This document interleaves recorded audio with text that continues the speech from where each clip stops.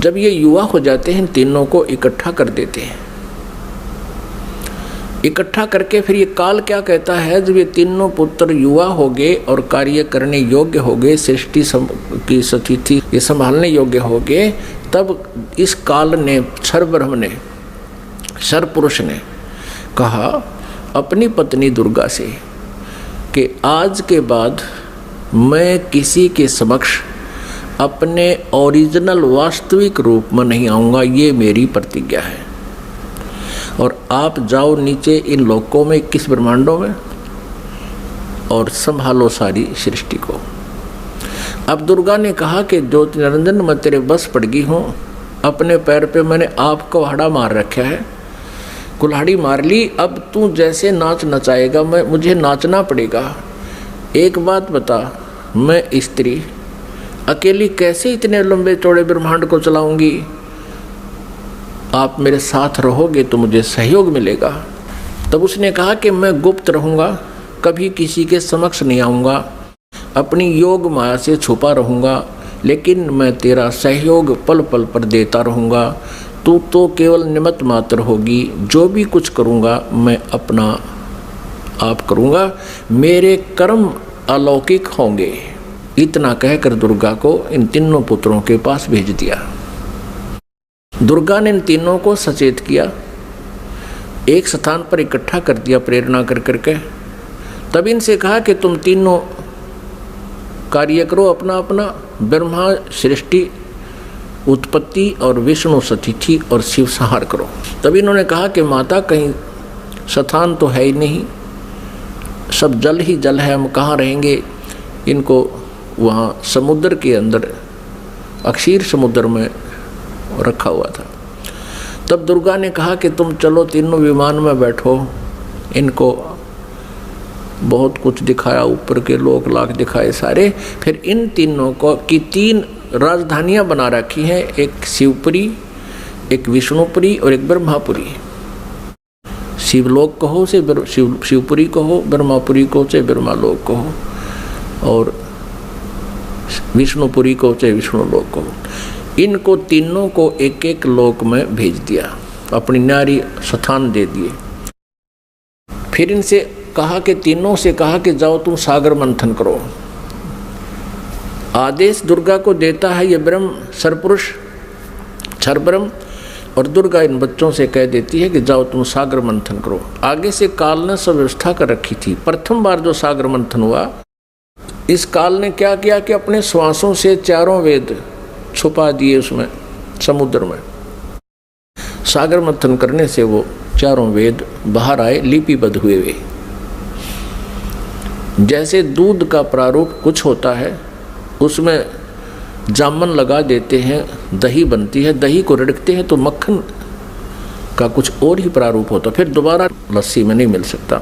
तो इस प्रकार वो 4 वेद अपने आप बहुत सुंदर कमल के फूलों पर रखे हुए आए। ब्रह्मा ने 4 उठा लिए।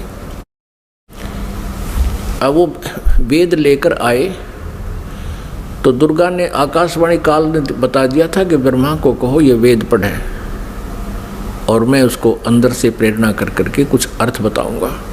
तो ब्रह्मा ने, उससे पहले ब्रह्मा और विष्णु और शिव वेद पढ़ने से पहले तीनों दुर्गा से पूछा करते थे कि माता हमारा पिता कौन है। दुर्गा को काल ने मना कर दिया था कि तू मेरा भेद नहीं बतावेगी। उसी समय ये कह दिया था कि तू मेरे बारे में किसी को नहीं बताएगी, नहीं तो तेरी खैर नहीं है। अब उस काल के डर से, ज्योति निरंजन क्षर पुरुष के डर से दुर्गा ने सब भेद गुप्त रखा। अपने पुत्रों को बताया, बेटा तुम्हारा कोई पिता नहीं, मैं ही तुम्हारी माता हूँ, मैं ही तुम्हारा पिता हूँ, मैं ही सारी सृष्टि की रचनहार हूँ।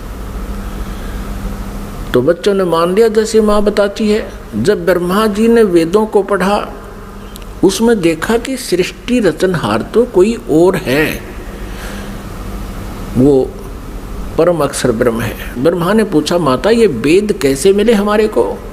दुर्गा ने कहा, ये भगवान ने दिए हैं भाई, ये गॉड गिवन है। अच्छा, तो फिर ब्रह्मा ने कहा, माता वेदों में लिखा है कि परमात्मा साकार है, मनुष्य सदृश है, सह शरीर है, और आप कह रही हो कि तुम्हारा कोई पिता नहीं। वेदों में लिखा कि वो उसी ने सब कुछ, सबकी रचना की है, सबका रचनहार है, कुल का मालिक है।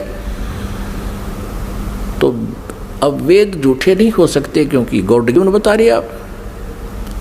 अब दुर्गा फंस गई, अपना आत्मा कितनी झूठ बोल ले, सच्चाई ऊपर आए बिना रहा नहीं करती। कहते हैं चोर चुरावे तुमड़ी गाड्डे पानी में, वह गाड्डे वह ऊपर आवे, में सच्चाई छनी नहीं। फिर दुर्गा ने कहा बेटा बात सुनो, वो निराकार है, वो किसी को दिखाई नहीं देगा, और क्यों व्यर्थ प्रयत्न करते हो, वो निराकार है। अब ब्रह्मा ने कहा माता अब आपकी बातों पर मुझे अविश्वास हो गया। पहले तो मैं आपकी प्रत्येक बात को सिरोधार्य करता था, सत्य मानता था, लेकिन आज आपकी बात में फर्क पड़ गया। अब मैं नहीं मानूंगा आपसे, मुझे परमात्मा चाहिए, क्योंकि ये आत्मा जब से उस परमेश्वर से बिछड़ी है तभी से उसका अभाव महसूस कर रही है, और उसी समय से खोज में लग गई। यहाँ हम आगे जहाँ हम उसको जिस विधि से खोजना चाहते हैं वो मिल नहीं सकता, क्योंकि चारों वेदों में केवल ब्रह्म तक के पाने की, इस क्षर पुरुष तक के पाने की विधि लिखी है। उस परम अक्षर ब्रह्म के पाने की विधि इसमें ऑप्शन छोड़ रखा है। यजुर्वेद अध्याय नंबर 40 के मंत्र नंबर 10 से लेकर 13 में स्पष्ट किया है। जो वेद ज्ञानदाता ब्रह्म कह रहा है कि उस परमेश्वर के बारे में कोई तत्वदर्शी संत बताओगे, उनसे पूछो। ये वेद भी यही कहते हैं। वेदों का सारांश गीता जी है। गीता जी अध्याय नंबर 4 के श्लोक नंबर 34 में भी यही कहा है। ये गीता ज्ञानदाता ये क्षर पुरुष है, श्री कृष्ण में प्रवेश करके बोलता है। वो भी यही कहता है कि उस परमात्म तत्व की जानकारी की तत्वदर्शी संतों से जाकर समझो, वो बताएंगे। तो वेदों में जो प्रमाण लिखा है, तो ब्रह्मा ने सोचा कि वेदों में लिखा है कि ओम का नाम है, और ओम नाम से जाप करूंगा मैं। और हठ योग कैसे शुरू किया इसने? अब वेदों में हठ योग करना नहीं लिखा, जैसे तप करते हैं ये ऋषि महर्षि, ये नहीं लिखा कहीं पर भी। लेकिन वो तप कहाँ से ग्रहण किया? इस तप वाला जो हठ योग की साधना कहाँ से ग्रहण करी ब्रह्मा ने? ब्रह्मा जी जब उत्पन्न हुआ, श्री विष्णु जी के नाभि से कमल निकला और उसके ऊपर ये बैठे विराजमान पाया अपने आप को। काफ़ी समय तक उस डंठल को पकड़कर नीचे उतरा, ऊपर नीचे घूमा, कहीं और छोर नहीं मिला, तो वापस उस कमल के फूल पर आकर विराजमान हो गया। तब आकाशवाणी करी क्षर पुरुष ने, ज्योति निरंजन ने, कि तप करो तप करो। अब ब्रह्मा ने वो आकाशवाणी परमेश्वर की मान कर तप शुरू कर दिया। जब इसने 1000 वर्ष तक तप कर लिया, फिर आकाशवाणी हुई कि सृष्टि करो। अब तप से बैटरी चार्ज होगी। तो अब ब्रह्मा जी ने सोचा वेदों में जो लिखा है ये भी भगवान की वाणी, और जो मैंने सुना हुआ भी भगवान की वाणी। अब वेदों में जो ज्ञान है वो परमेश्वर परम अक्षर ब्रह्म का दिया हुआ है। 5 वेद दिए थे परमेश्वर ने इस क्षर पुरुष को, इसके अंतःकरण में फीड कर दिए थे। अब जैसे किसी अंतःकरण में फीड कर दिए तो समय रख दिया परमात्मा ने, उसके बाद वो अपने आप बाहर आने थे वो बाहर, 5 आगे। लेकिन इसने देखा पढ़ करके 5वें वेद में बहुत जानकारी थी परमपिता की, सत्य पुरुष की, परम अक्षर ब्रह्म की। इसने उसको नष्ट कर दिया और 4 वेद दे दिए। अब चारों वेदों को ब्रह्मा जी ने पढ़ा तो कहा माता इसमें ओम नाम लिखा है और मैं परमात्मा को पाऊंगा। दुर्गा ने कहा कि यदि तेरा पिता तुझे नहीं मिला, तू कहाँ जा रहा है, तो तू क्या करेगा भाई अगर तेरे को तेरा पिता नहीं मिला, क्योंकि उसने प्रतिज्ञा कर रखी है तुम्हें दर्शन नहीं देगा। तो ब्रह्मा ने कहा कि मैं तुझे अपनी शकल नहीं दिखाऊंगा यदि भगवान नहीं मिला, क्योंकि वेदों में लिखा ओम, यजुर्वेद अध्याय नंबर 40 के मंत्र नंबर 15 में स्पष्ट किया कि ओम कर्तु समर कल्वे समर कर्तुम समर। इसलिए ये ओम नाम है क्षर पुरुष का, ब्रह्म तक का, क्षर ब्रह्म का। और परम अक्षर ब्रह्म के बारे में वेदों में ज्ञान नहीं है साधना का, लेकिन उसकी महिमा बहुत लिखी है। 3 वेदों को पढ़ने वालों ने परमात्मा की महिमा तो पूर्ण परमात्मा वाली ग्रहण कर ली और साधना इस ब्रह्म वाली कर ली। जानकारी परम अक्षर ब्रह्म की अधिक है, जिसको परम अक्षर ब्रह्म कहते हैं, सत्पुरुष भी कहते हैं। लेकिन उसके पाने का मेथड नहीं है, वे ऑफ वर्शिप नहीं है। वे ऑफ वर्शिप यानी पूजा की विधि केवल ब्रह्म तक की है, वो ओम नाम है। गीता जी अध्याय नंबर 17 के श्लोक नंबर 23 में तीन मंत्र के जाप का प्रावधान है। ओम तत्सत इति निर्देश है ब्रह्मण त्रिविध समर्थ है। और गीता जी अध्याय नंबर 15 के श्लोक नंबर 1 से 4 में और 16 और 17 में विस्तार से विवरण दिया गया है कि इस संसार रूपी वृक्ष के तना कौन है, जड़ कौन है और शाखा कौन है, डार कौन है, पत्ते क्या हैं। इनको जो जानता है वो तत्वदर्शी संत है।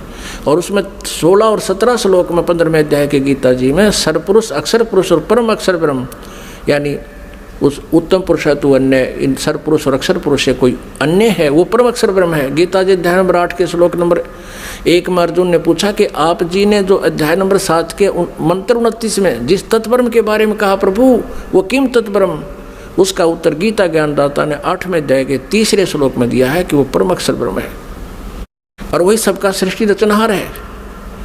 तीनों लोकों में प्रवेश करके सबका धारण पोषण करता है, 15वें अध्याय के 17वें श्लोक में स्पष्ट किया है।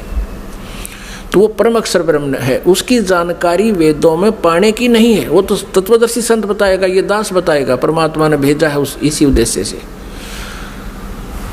वो ना होने से ब्रह्मा जी ने ओम नाम का जाप किया, 4 युग तक समाधि लगा के हठ योग भी किया। तब दुर्गा ने अपने वचन से एक लड़की उत्पन्न की और उससे कहा कि बेटी आप जाओ और ब्रह्मा को जो समाधिस्थ है उसको उठाओ और कहो कि आपको माता याद कर रही है, तेरे बिना सृष्टि नहीं रची जा रही। अब 4 युग जब बीत गए, आकाशवाणी की दुर्गा को सरपुरुष ने कि दुर्गा सृष्टि रचो। दुर्गा ने कहा, प्रकृति देवी ने कहा कि आपका ज्येष्ठ पुत्र आपकी खोज में गया है, मेरे मना करते करते भी गया है। तब आकाशवाणी से कहा उस काल ने, सरपुरुष ने, कि उसको बुलाओ, मैं कभी दर्शन नहीं दूंगा। तब वो लड़की वहाँ भेजी। लड़की ने जाकर के देखा कि आवाज़ लगाई, ब्रह्मा उठा नहीं। तब दुर्गा से अपना आकाश यानी अंदर से अंतःकरण से फ़ोन किया, टेलीफोन किया कि माता ये उठ नहीं रहा, अब क्या करूं, बहुत आवाज़ लगा ली। दुर्गा ने कहा कि तू इसके चरण स्पर्श कर। चरण स्पर्श करते ही ब्रह्मा की आंखें यानी समाधि टूट गई। सामने देखा युवा लड़की को। ब्रह्मा जी ने कहा कि तू कौन कुलटा आ गई है, तुझे मैं श्राप दूंगा, तू मेरा तप भंग करने को आई है। तब लड़की ने कहा मेरे को माता ने भेजा है और आपके बिना सृष्टि रची नहीं जा रही है, बहुत चिंता है माता को, आप चलो। तब ब्रह्मा ने कहा कि कैसे चलूं, पिता के दर्शन हुए नहीं। माँ से मैं प्रतिज्ञा करके आया था कि यदि प्रभु मुझे प्राप्त नहीं हुए तो मैं तुझे शकल नहीं दिखाऊंगा, दर्शन नहीं दूंगा, लौट कर नहीं आऊँगा। अब कैसे चलूं, मुझे परमात्मा मिला नहीं। फिर ब्रह्मा ने कहा कि तू एक काम कर, मेरी झूठी गवाही दे दे तो मैं तेरे साथ चल पड़ूं। अब उस लड़की ने सोचा कि माँ का कार्य नहीं हुआ तो अक्षुब्ध होगी और यदि मैं झूठ बोलूँगी तो ये कह दे कि इसने अपनी मर्जी से बोला है, तो फिर मैं मारी जाऊँगी, मेरे ऊपर ज़्यादा भार आएगा। तब उसने शर्त रखी कि तू मेरे साथ विलास कर, तब मैं तेरी झूठी गवाही दूंगी, तू मेरे साथ ऐसा कर। ब्रह्मा ने सोचा कि परमात्मा के दर्शन हुए नहीं, वैसे मैं घर जा नहीं सकता। उसने उस लड़की की बात को स्वीकार किया। फिर लड़की ने अपने वचन से एक और लड़की उत्पन्न की और कहा कि 1 से 2 गवाह ज़्यादा अच्छे होते हैं। उस लड़की से कहा दूसरे नंबर की से कि तू भी गवाही देना कि ब्रह्मा जी को पिता के दर्शन हो गए और हमारे सामने हो गए। उसने भी यही शर्त रखी, इसी उद्देश्य से कहीं मैं झूठी ना सिद्ध कर दे मुझे ये और ये आप बच जावें। उस लड़की ने भी वही शर्त रखी ब्रह्मा ने वो स्वीकार किया। अब तीनों के तीनों माँ के पास आ गए, दुर्गा के पास। अब दुर्गा ने पूछा, प्रकृति देवी ने पूछा ब्रह्मा से क्या आपको अपने पिता के दर्शन हो गए? अब सुनियोजित षड्यंत्र के तहत ब्रह्मा ने कहा हाँ मुझे पिताजी के दर्शन हो गए। तो दुर्गा ने कहा कि भाई कैसे मानूं मैं तेरी बात को, क्योंकि दुर्गा को तो फाइनल था कि उसने कह रखा कि मैं दर्शन नहीं दूंगा, ये मेरा फाइनल आदेश है, फाइनल फैसला है, डिसीजन है। अब दुर्गा को पूरा दृढ़ विश्वास था कि ऐसा तो हो नहीं सकता। तो उसने कहा कोई गवाह बता भाई, कोई एविडेंस दे। ब्रह्मा ने कहा कि दोनों लड़कियां मेरी गवाह हैं। अब उस दोनों लड़कियों से दुर्गा ने पूछा कि बताओ तुम्हारे सामने इसको दर्शन हुए? हाँ। दोनों ने झूठी गवाही दे दी कि हमारे सामने इसको ब्रह्मा जी को भगवान ने दर्शन दिए हैं, मनुष्य दृश्य है। क्योंकि वेदों में लिखा है, यजुर्वेद अध्याय नंबर 5 के श्लोक नंबर 1 में और 5 के मंत्र नंबर 8 में, तो 8 में तो 3 बार लिखा भगवान के विषय में, और यजुर्वेद अध्याय नंबर 5 के श्लोक नंबर 1 मंत्र में 2 बार लिखा अग्ने तनुरसी विष्णुवे तवा सोमस्य तनुरसी। परमात्मा सहशरीर है, उस परमेश्वर का सबके धारण पोषण करने के लिए उस अमर पुरुष का शरीर है। और ऋग्वेद मंडल नंबर 1 सूक्त नंबर 31 मंत्र नंबर 18 में स्पष्ट किया है कि वो नरवत अग्नि, मनुष्यवत, मनुष्य के समान है वो परमात्मा। तो ब्रह्मा को वेदों से तो पता था कि भगवान मनुष्य जैसा है, उधर से उनको समझा दिया, तुम न्यों बता दियो भगवान मनुष्य जैसा है। अब दुर्गा को सभी ने जब गवाही दे दी तो दुर्गा असमंजस में पड़ गई कि मेरे को तो वो कह रहा था मैं दर्शन दूंगा ही नहीं, और इन बच्चों को दर्शन दे दिए। अब दुर्गा अपने मन में दुखी होकर दूर जा बैठी और कहने लगी कि आप तो बहुत झूठे हो। आकाशवाणी अपने इंटरनेट कनेक्शन कर लिया, ऐसे ही कर लेते हैं बातें जब जिनकी भक्ति से जो सिद्धियां प्राप्त हो जाती हैं, दूसरे से दूर देश में बैठकर भी बातें की जा सकती हैं। अब दुर्गा ने कहा कि आप झूठे हो, आप झूठ भी बोलते हो, संभालो अपने काम को, आप ही करो, मुझे कुछ कहते हो, बच्चों को कुछ कहा है। तब उस आकाशवाणी की उस काल ने, ब्रह्म ने, क्षरब्रह्म ने कि तीनों झूठ बोल रहे हैं, मैंने कोई दर्शन नहीं दिए। तब वो आई करड़ी होकर दुर्गा, जैसे जांच अधिकारी को जब पता लग जाता है कि सच्चाई क्या है, पहले तो विनम्रता से पूछता है वो थानेदार, और फिर सोटा ठाकर खड़ा हो जाता है, सच्ची बता दो, झूठ बोलते हो तुमने उससे पता किया, मैंने उससे पता किया, वो ऐसे ऐसे कर रहा।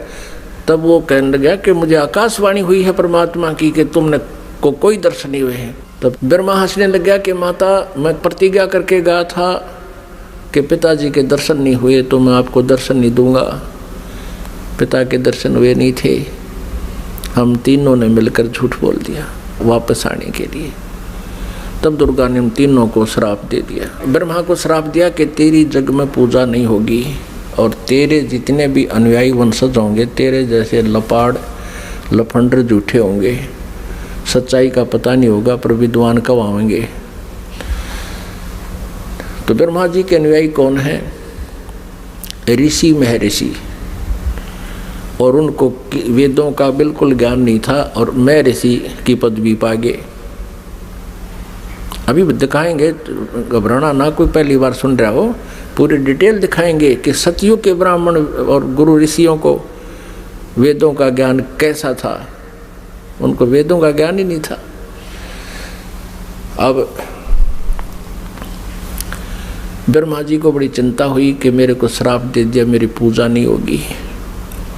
ब्रह्मा मूर्छित हो गया। इस आघात ऐसी लगी उसको वचन की।